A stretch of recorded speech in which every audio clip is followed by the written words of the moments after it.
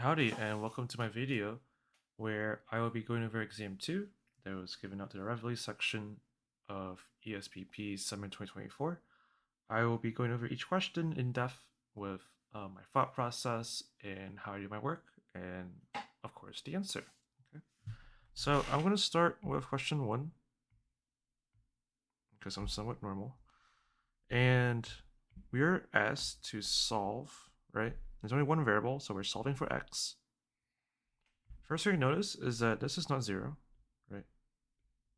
That means, I have to do some algebra to maybe zero out one side of the equation, okay? And this side has the variables. I have variables on only one side, and that makes my job a lot easier. So my game plan, right? I'm gonna FOIL. I'm going to zero out a side. Let's see, the right side. And then we'll see where the algebra takes us, okay?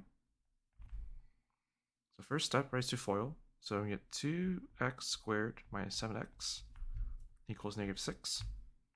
And zero out the right side. So I'll add 6 to both sides. Okay. Now note that we have a quadratic, right? With a quadratic, we can use the quadratic formula. The quadratic formula is, if you can write any faster.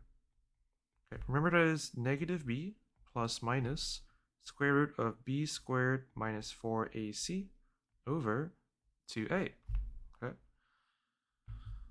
Our a is 2, our b is -7, our c is +6.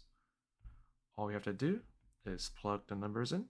We get +7 plus minus 49 minus 4 times 2 times 6, right, there you go, all over 2 times 2. We can simplify that to 7 plus minus 49 minus 48 over 4. This is equal to 7 plus minus square root of 1 over 4, which is 7 plus minus 1 over 4.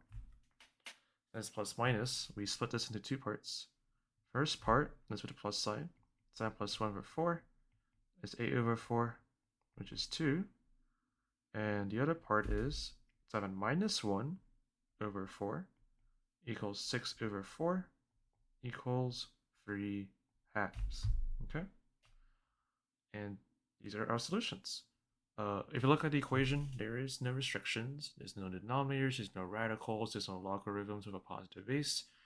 So my answers will be x equals 3 halves comma 2 in curly braces.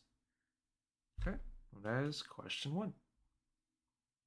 Okay, question 2, it says that we have a 25 by 40 foot patio that is surrounded with a terrace strip with width x, okay?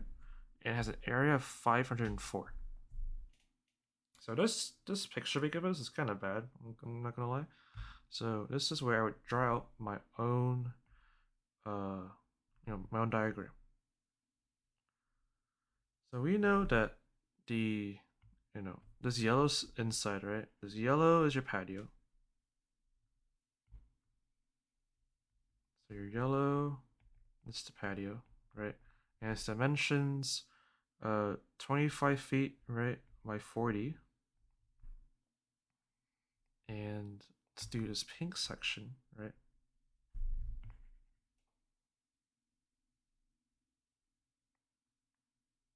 I'm really bad at highlighting.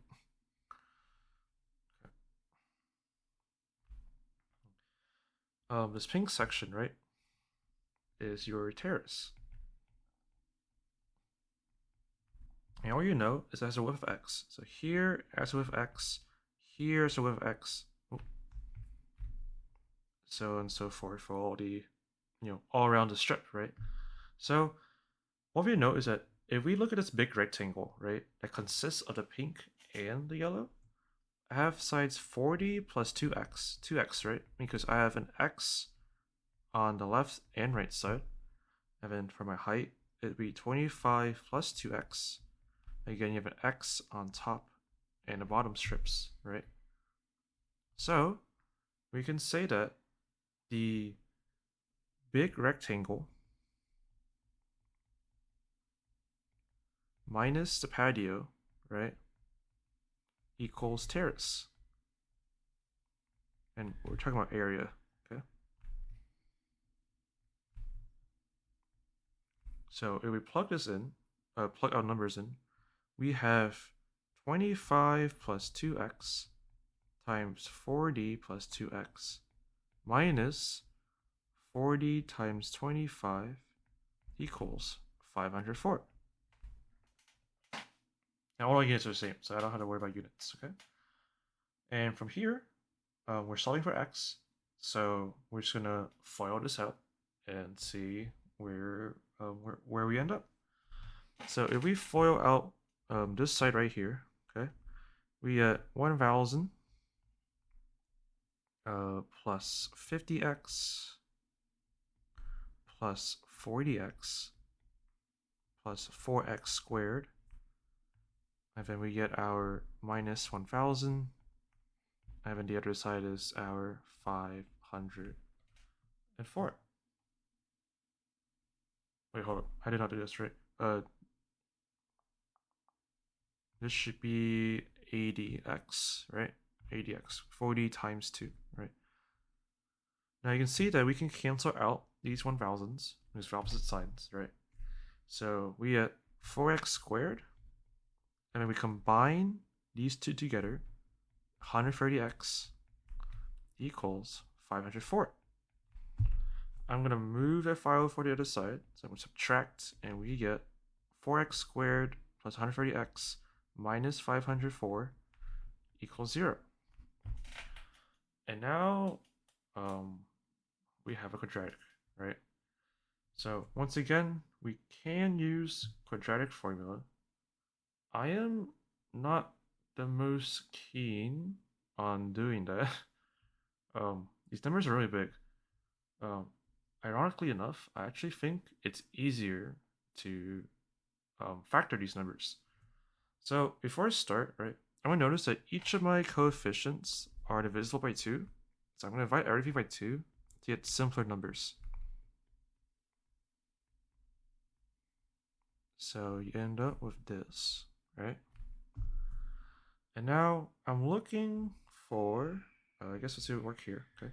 I'm looking for two numbers that multiply to 2 times 200, negative 250, 2 times negative 252 and add up to 65, all right?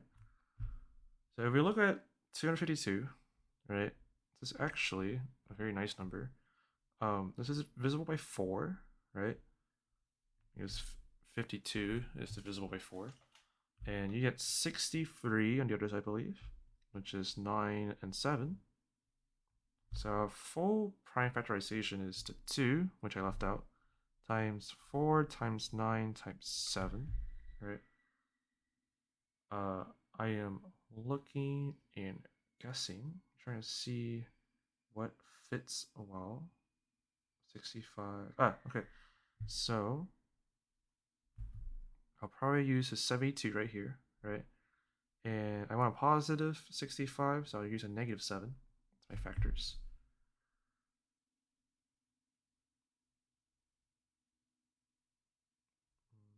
Double check. Yeah, that's good. Okay, so 72, I just work it up, times negative 7, right? This is 41504, which matches what we want. And they add up together to 65. Okay, so with the reason the quadratic formulas might be a little hard is because you're not allowed to use a calculator. I am much more, let's say, experienced about finding factors, so this is easier for me. If you'd rather use quadratic formula, that's up to you. Just make sure you handle those big numbers correctly. Okay. Now, with my factors, I got 2x squared. What did I use again? It was 72 negative 7. Okay.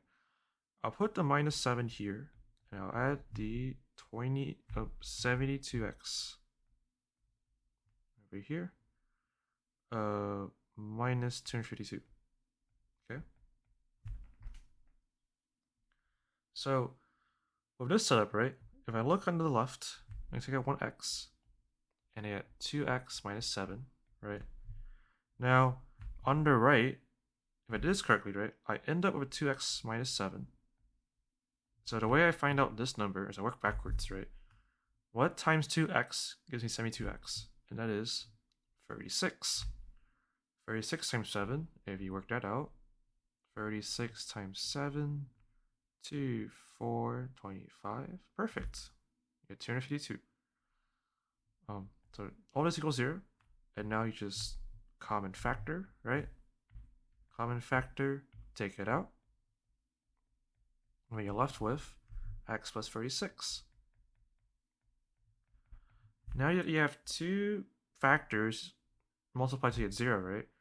You just need to sum 0. 2x minus 7 equals 0. 2x equals 7. X equals 7 halves. And we have x plus 36 equals 0. X equals negative 36. Okay. Now we have two answers, right? But logically speaking, a length cannot be negative, right? Like, if you're telling me that this terrace is negative 36 feet wide, that doesn't sound very realistic, right? So this is not an answer. This is our only answer. So our patio with x would be 7.5 feet, or 3.5 feet. Okay. All right. So did I finish this? Okay. Number 3 is to write the equation that represents a line that passes through the given point and is perpendicular to the given line. So first step, I'm going to highlight some stuff real quick. So with this, right, represents the line that goes through a point and it's perpendicular, right? So I need to, one, make an equation, right? Make an equation. It's a line, right? So it has to be y equals mx plus b. Now the thing is, how do I get m, right? If I have a perpendicular, right, that means I need to find the slope of this line. So my first step is find slope of 2x plus 4y equals 11. Then I find my new slope.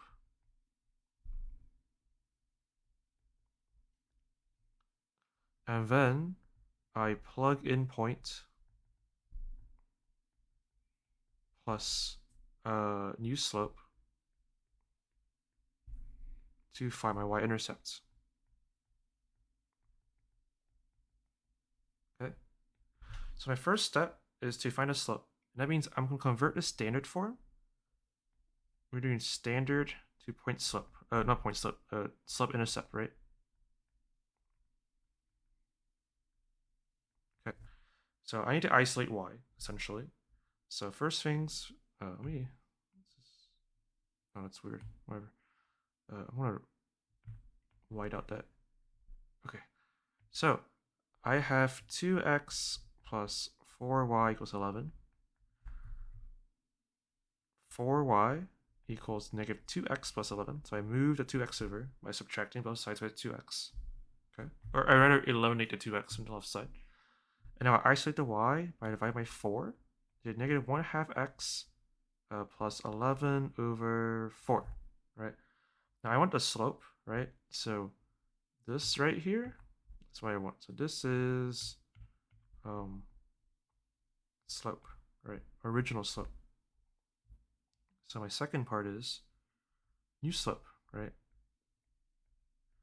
My new slope is equal to negative f negative 1. So that means negative reciprocal. going to see if I spell that right. So negative 1/2, -1, right? This is, and by reciprocal, you just flip the numerator denominator, right? So I put the -1 exponent to be formal, but you just have to flip the 1 into 2, right? So when we flip that, you get negative 2/1, and the negatives cancel, so you get 2. Now 3, we need to find the y-intercept.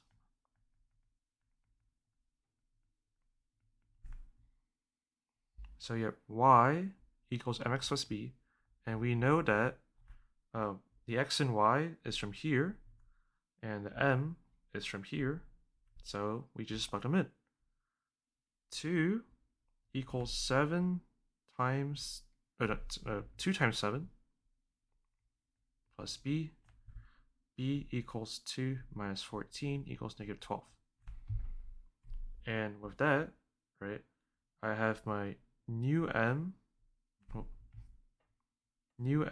equal to 2, new b equal to 2, -12, sorry. And this will give me y equals 2x minus 12. Okay, so that is my full equation. Do not factor, right? You just want a full equation, no need to factor. Okay. Now, question 4 asks me to find the x-intercept. Where x-intercept is where the graph crosses the x-axis. In other words, y is 0. Okay. So y is 0, we plug it in. So 0 equals 2x minus 12. 12 equals 2x. X equals 6. So the x-intercept, right, as the point will be 6, 0. Okay, find the equation of a line. So we need a new line with x-intercept value of 9 and y-intercept value of 6. We know that this is instantly on B, right? Now, if we have 2 points, right, to find, so we have B, right, that's under y-intercept. We don't know what M is, but when we have 2 points, right, and our 2 points, I'll list them out. We have P1, which I'll designate as the x-intercept, 9, 0, and P2 as 0, 6, right, the y-intercept, -6. This would be our y-intercept. Finding slope with 2 points, right? Use the slope formula. M equals y2 minus y1 over x2 minus x1. It doesn't matter which one is 0.1, which one is 0.2. The important thing is you keep it consistent. So y2 is -6, y1 is 0, x2 is 0, x2 is 0, x1 is 9, okay? So you get -6 over -9. This is 2/3, right? And, well, we're done, right? We have our slope, we have our b value, so we just need to plug it in. Y equals 2/3 x minus 6. And there you go. That is question 5. Question 6 is to write in simplest radical form and rationalize all denominators, assume all variables are greater than 0. So this one is fairly easy, right? It's one term on bottom, right? It's a product, right? But it's essentially just one term, it's one unit, right? So all we have to do is to take out this radical right here, and we're golden, right? So I'll write it out. Okay, so 7 root of w cubed over 2w 7th root of w squared x cubed. Now, to rationalize this denominator, right, we need enough w's and x's to get whole groups of 7. Currently, we don't have 7 for either, right? So my question becomes, how many more w's do I need to have 7 of them? And how many more x's do I need to get 7 of them? I need 5 more w's and 4 more x's, right? To make sure that so I'm gonna multiply the bottom by that, right? And that should take out the radical.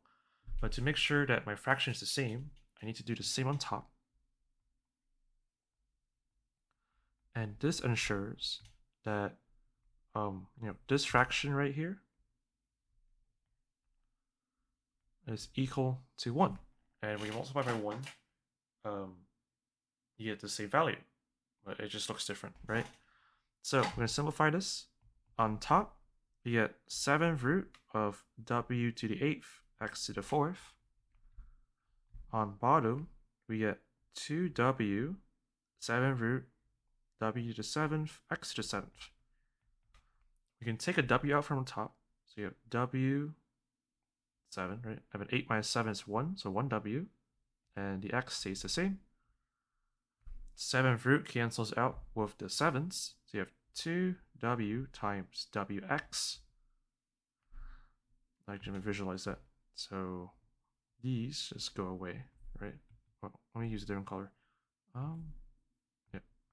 These all go away, so you're left with w and x. And then these w's can cancel. So your final answer is 7th root of wx to the 4th over 2wx. That's it. Assuming the variables are greater than 0, this part right here, where is it? Where's my highlighter? Greater than 0. This means we can avoid any restrictions, right? We don't have to worry about the denominator being 0. We don't have to worry about the radical being negative. Well, actually, it doesn't matter. It's a 7th root, but it just helps us avoid any restrictions. Okay. So this is 7th root of wx to the 4th to wx. Just like that. All right, number 7 is we're gonna identify different parts of this graph. Okay. So the order is the degree of the highest term, right? So what you're gonna do is when you look at each term, right? I'm gonna block it off like this. You're gonna find the highest power of x, okay? So here we have negative 2x, right? So this is our biggest term. We have this x, right? So x, and then don't forget the exponent, so x cubed. Negative x, right? Well, also cubed, so negative x cubed. And we have just the x, so x. When you multiply these together, right? So negative 2x. Sorry, give me 1 second. Negative 2x times x cubed times negative x squared times x, right? With this 2, right, these negatives cancel. So you have negative 2, and then you have 1, 1. So x to the power of 1 plus 3 plus 2 plus 1, which is 7. So this is your leading term. In fact, that is the answer to this one, negative 2 x power 7, right? The order, right, is the degree right here. So it's order 7, okay? And the x-intercepts its points. So your x-intercepts, right, very easily is when you look at each factor, you sum each to 0. So 1 minus 2x equals 0. 1 equals 2x. X equals 1/2. 1 plus x equals 0. X equals negative 1. 4 minus x equals 0. 4 equals x. 3 plus x equals 0. X equals negative 3. So your x-intercepts are, and I'll do it in order, negative 3, 0. Negative 1, 0. 1/2, 0. And 4, 0, right? Now they asked for all the x-intercepts, right? So I need x and y. right? So for y-intercept, I plug in 0 for x. When I plug in 0 for x, right, this first factor, I get, I'll do it right here.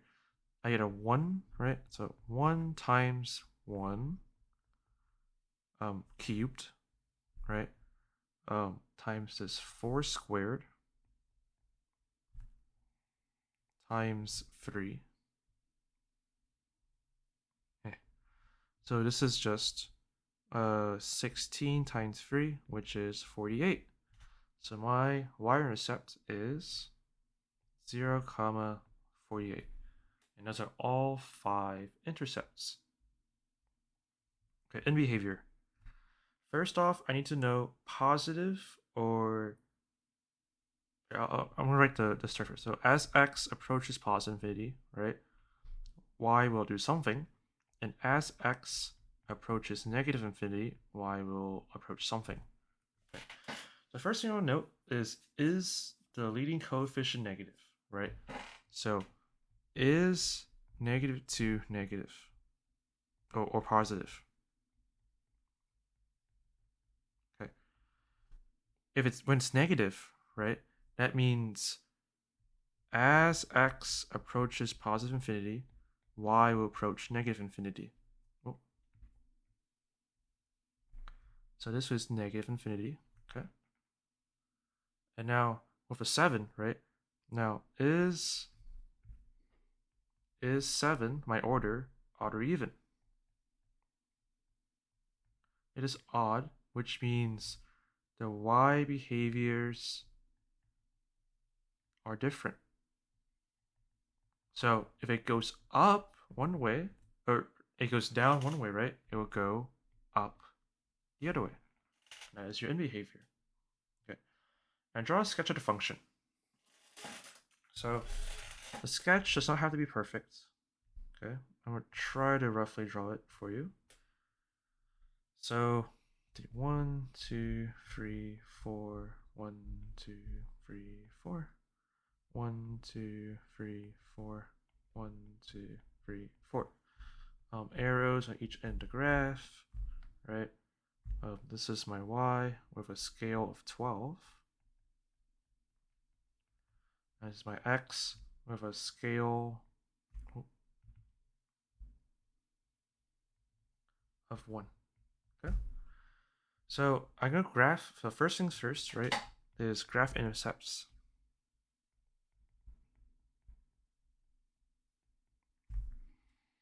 So right here, right, this is where 0, 48 is.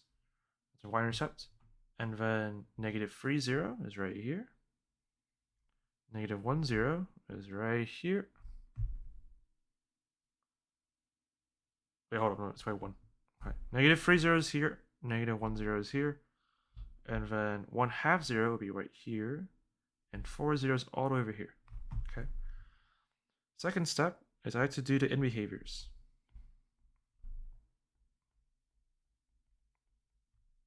So I know that it will go down, right, on the right side and up on the left side. And now the third part is connect the dots based on multiplicity.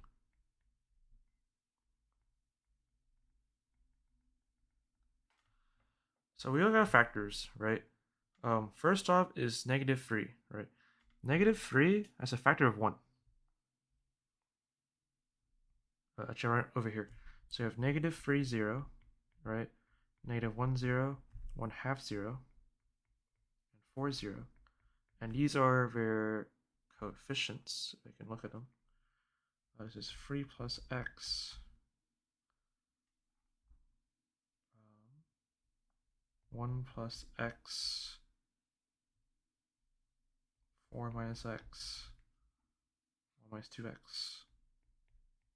And the degrees are 1 plus x cubed and 1 minus 2x, no, 4 minus x squared.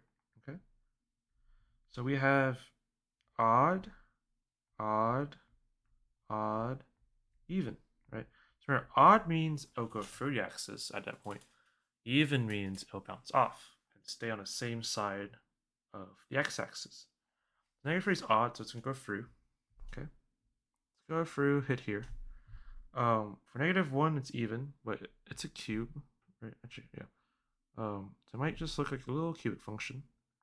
Go all the way up and hit our y-intercept, right?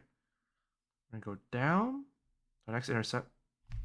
1 half 0, its multiplicity is 0, because the 1 minus 2x has a power of 1. So we're going to go through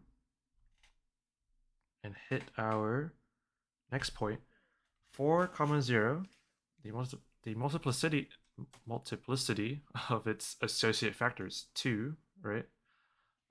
So it's even, and it bounces off that point in which it does. So I have drawn a fairly accurate sketch, right? And that is question 7. Okay. Question 8 is to solve for y in terms of x and z.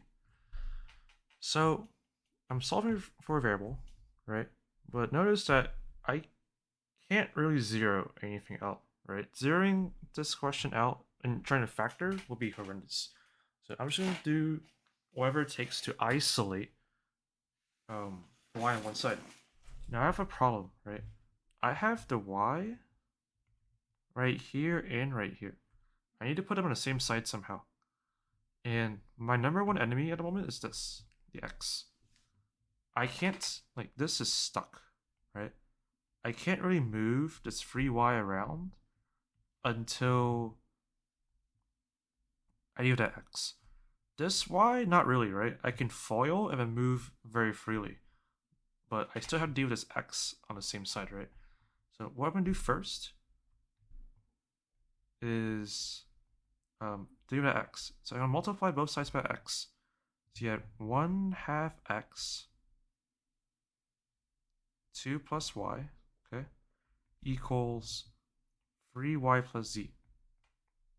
Okay, now you see that this free y is free, right? I can move it to either side, free to move.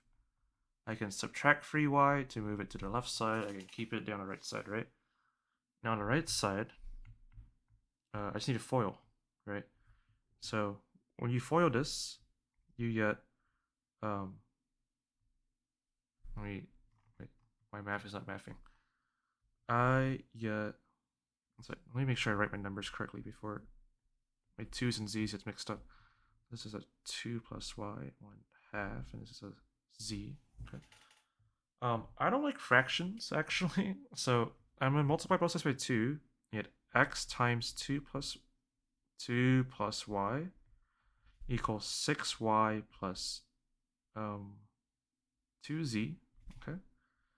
And now I can FOIL, right? 2x plus 2y equals 6y plus 2z.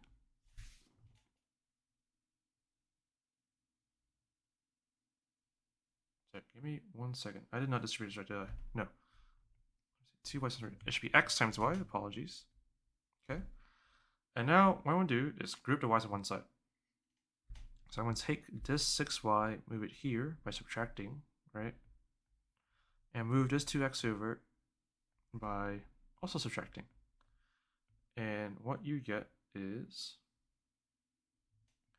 xy minus 6y equals 2z minus 2x. Now, common factor of y, so I can take that out. I have x minus 6 equals 2z minus 2x. And now I'll do is divide, and I get my answer. 2z minus 2x over x minus 6. There you go. That is the answer. Y equals 2z minus 2x equals x minus 6. All right. Question 9 asks us to find a point or points in which both equations intersect. Okay. So this is a system of equations, right? And for this one, it's easiest to do substitution. So substitution means I solve for one variable and then I plug it in to the other. So I'm going to take this equation and I'm going to write x equals 2 plus 3y. Okay. And to substitute, I'll plug this x right, oh, too far. Right here. Okay. So when I plug it in, I get 2 plus 3y squared plus y plus 4 squared equals 20. So I'm going to factor here, so I'm just going to FOIL, right? Go foiling. So 4 plus, and I'm going to use the a plus b squared rule, right? A plus b squared, a plus b parentheses squared is a squared plus 2ab plus b squared. So let me write that out if you can't visualize it. A plus b squared equals a squared plus 2ab plus b squared. All right? So I get 4 plus 2 times 3, 12y plus 9y squared, right? Don't forget to square at 3, okay? A lot of people put 3y squared. That is wrong, okay? Now we add y squared plus 8y plus 16 equals 20. Okay. Now we combine like terms. So I'm going to start with the highest power first. I'm going to do these y squareds, okay? So 10y squared. Next up are the y's. So plus 20y. And then our constants. Plus 20 equals 20. Now both sides have 20, so we can cancel that. And we get 10y squared plus 20y equals 0. From here, you can just factor. We can, okay. 10y, take out the common factor. We have y plus 2 equals 0. And now we solve. Y plus 2 equals 0. This means y equals negative 2. 10y equals 0. This means y equals 0. We have our y's, but we're finding points, right? So when you plug them back into our second equation, remember, if you plug them into your first equation, you just see that they're equal, but it won't solve you anything, right? Do not plug in back here, right? Plug in back either this equation or this equation. We already have this equation set up to find x, so we're going to use that. So for y equals negative 2, right, we're going to take this, and x equals 2 plus 3 times negative 2, which is 2 plus negative 6, which is 2 minus 6, negative 4. For this one, x equals 2 plus 3 times 0, so it's just 2. So our 2 points are 2 comma 0, negative 4, and positive, negative 2. Yeah, it's easy. So our answers would be 2 comma 0, semicolon, negative 4, negative 2. There you go. That's question 9. Question 10 is to write in the simplest radical form, assume all variables are greater than 0. So first things first, we see that both these terms will be multiplied, right? So we can't combine them together, except these radicals have different roots. Okay. Also, I should be highlighting more. Greater than 0 means I don't have to deal with any weird restrictions. And simplest radical form just means simplify as far as you can.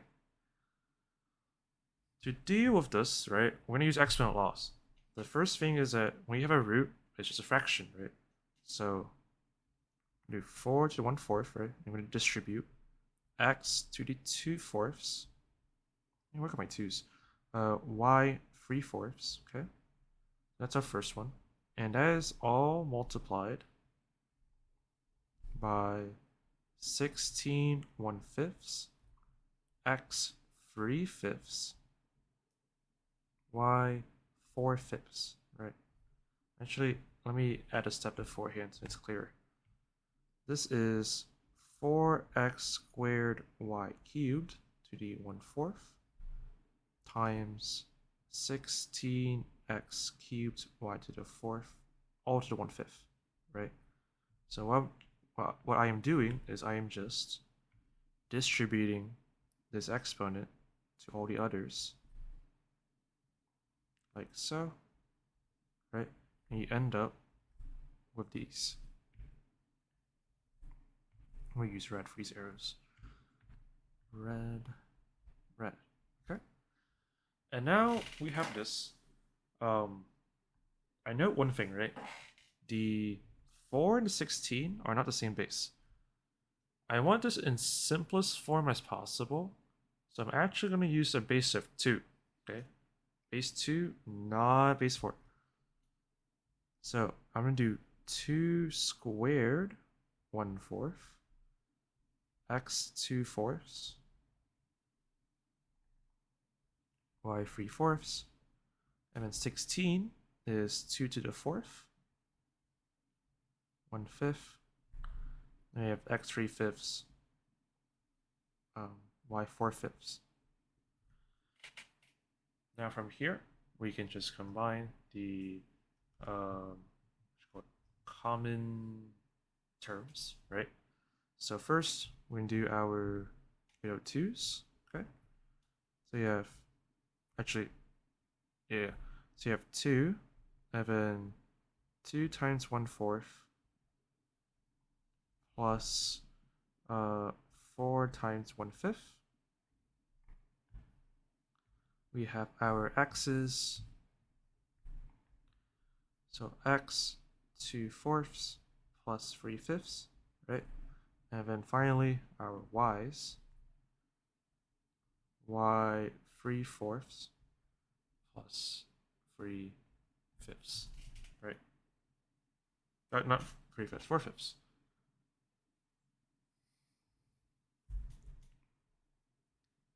Okay. From here, we need to convert all these fractions to the same denominator, right?